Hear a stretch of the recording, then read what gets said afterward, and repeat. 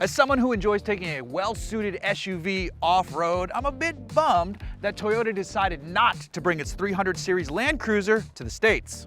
Not all is lost though. If you want a big, capable Toyota off-roader, you just have to get it with an L badge. Say hello to the 2022 Lexus LX 600.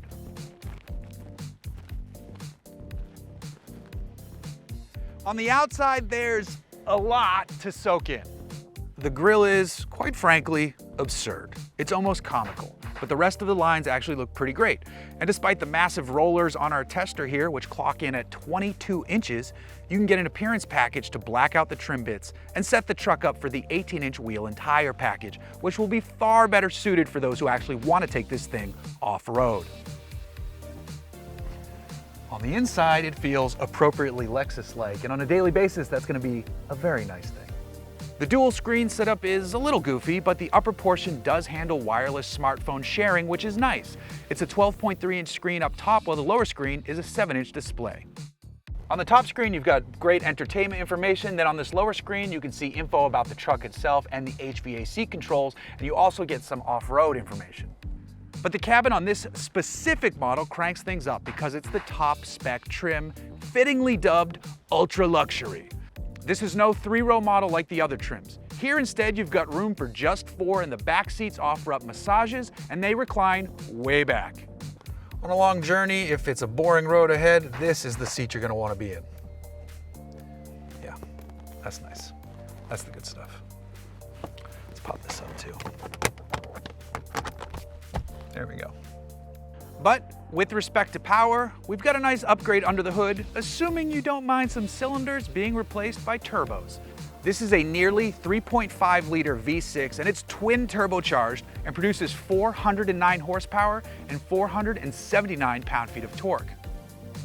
There's more horsepower and torque than the old outgoing V8. In addition, that peak torque picks up at a lower rev range. And then on top of that, this thing has a 10-speed gearbox that shifts nice and smoothly.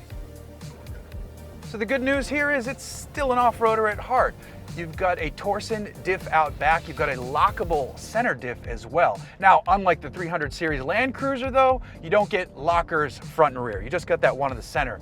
That's still gonna get the average person out of a lot of trouble who drives one of these things. And it does feel very Lexus-like, which is a good thing too, but the steering is actually lighter than I expected, but I kind of appreciated it. It's not overly heavy to fake like it's doing or feeling more than it should. Like, this is a truck, so it's artificially heavy. Now, another really cool feature on the inside of this is through wireless CarPlay. If on your phone you have the trail apps Gaia or Onyx, you can use those and they display on the top screen, and that, quite frankly, is awesome. Now the flip side though, unlike the 300 Series Land Cruiser, which gets a hefty 1,918 pound payload, this one is limited to 1,600 pounds. But this can tow 8,000 pounds out back, which is pretty decent. Not many people are gonna be towing with their Lexus, but you can, and you can tow plenty, quite frankly. Now, even though we're on a trail here right now, the ride is nice and comfortable and fairly supple for what is typically a rutted washboard road,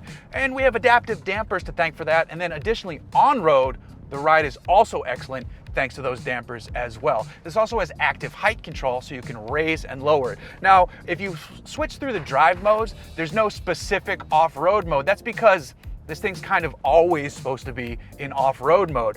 On the flip side, you can sporten it up by dropping it to Sport, Sport Plus. There's also an Eco and a Comfort. But if you're looking on the dial for one, what's the one for the dirt? There isn't one, because theoretically, it's supposed to be always ready for the dirt. Now, just in terms of the general driving experience, yeah, it has a Lexus badge, so it drives like a Lexus, but it's a big, tall one. The seat feels great. I've got a good view of the road ahead of me. I don't think the average person is gonna drop nearly 130 for this ultra luxury trim version, but I will say those back seats are super nice. But up here, where you wanna sit, you wanna be in command, this feels good. It feels appropriate and happy to fling down a dirt road. If I were gonna buy one of these though, I would not get one with these silly 22s.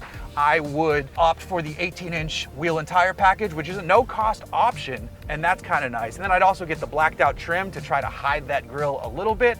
I would look to the aftermarket, so hopefully they have some stuff that can clean up the face and even increase the approach angle, which would be really appreciated, both in terms of protecting your eyeballs and the bodywork.